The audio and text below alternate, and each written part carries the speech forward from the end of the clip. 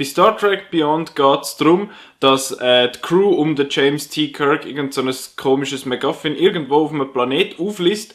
Und das ist natürlich ein Teil von einer Waffe. Dann kommen die Collectors von Mass Effect 2, angeführt vom Idris Elba in einer coolen Halloween-Maske und wendet das MacGuffin natürlich. Das geht alles furchtbar schief. Die Enterprise strandet auf irgendeinem komischen Planet. Die Crew wird so ein bisschen aufteilt und voilà, da hast du deine Geschichte. Nach dem ersten Trailer von Star Trek Beyond bin ich eher skeptisch gewesen. Der hat nicht sehr gut ausgesehen, ich habe ihn ziemlich schlecht gefunden. Aber ich muss sagen, der Film ist wesentlich besser, als ich erwartet habe. Ich habe das Gefühl, es ist nicht mehr so viel Star Trek übrig wie im ersten, das der Fall war. Into Darkness ist ja sowieso eigentlich nur noch ein reiner Actionfilm gewesen und Beyond ist ähnlich. Es ist auch sehr fest ein Actionfilm, es hat aber gute Action-Szenen und die von mir befürchtete Mischung aus Guardians of the Galaxy und Fast and the Furious ist bei weitem nicht so schlimm gewesen, wie ich erwartet habe und hat eigentlich sogar relativ gut funktioniert in dem Kontext. Was mir richtig, richtig gut gefallen hat, ist der ganze Style vom Film. Das hat alles sehr gut gepasst, atmosphärisch sehr cool gewesen. Yorktown, der absolut höchste Name, den man sich vorstellen kann für so einen Ort. Der hat zwar unglaublich geil ausgesehen, das ist auch wirklich cool gewesen. Das Utopische so ein bisschen, das Zukunftsspiel und so, das habe ich wirklich mega cool gefunden. Auch generell das Design ist gut gewesen, von allem, ausser vom Krall, vom Bösewicht und seinen Kollegen. Die haben irgendwie ausgesehen wie Menschen, die einfach irgendwie crazy Halloween-Masken anlegen.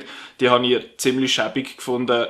Aber sonst, der Rest vom Design ist wirklich extrem gelungen und der Film sieht allgemein sehr, sehr gut aus. Die Story hat mich so ein bisschen lauwarm gedunkt, das hat mich ziemlich gestreckt gedunkt an gewissen Stellen, also meistens eigentlich, wenn es wieder hat müssen aufgefüllt werden mit irgendeiner viertelstündigen übertriebenen Action-Szene.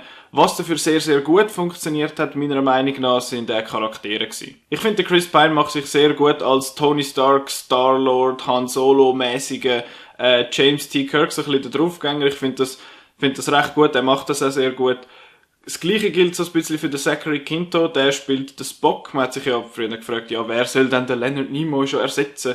Aber sie haben das wirklich sehr, sehr gut getroffen. Er spielt den völlig logisch und rational denkende, aber auch sehr emotionslose Spock sehr gut. Und apropos Spock, ich finde, sie haben am Leonard Nimoy seinen Tod extrem gut in den Film verflochten, so ein bisschen in die Story. Das habe ich mega, mega cool gefunden. Der Simon Pegg ist sowieso immer gut. Sein schottischer Akzent ist auch okay, würde ich sagen, aber ich bin einfach sowieso ein grosser Fan von ihm, der kann fast nichts falsch machen. Dann, mir gefällt auch der Carl Urban sehr gut in der Rolle als Pille, oder auf Englisch heißt er ja Bones.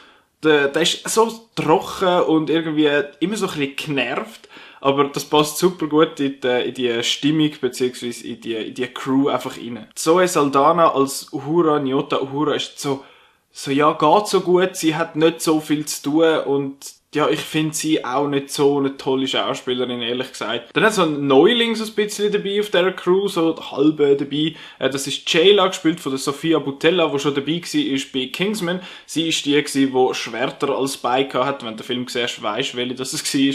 Und auch sie ist recht gut. Sie kommt mehr zu tun, als ich gedacht habe und macht sich in dieser Rolle wirklich sehr, sehr gut. Meiner Meinung nach die schwächste Figur im ganzen Film ist der Kral gewesen, gespielt von Idris Elba. Oder Idris Elba? Keine Ahnung. Er ist auf jeden Fall sicher die schwächste Figur gewesen. Das liegt nicht am Schauspieler, weil er ist ein grossartiger Schauspieler. Aber ja, irgendwie er hat so eine lahme Motivation und irgendwie so keine Präsenz gehabt. Er ist einfach immer mal wieder so ein bisschen vorgekommen und hat gefunden, hey, ich bin böse.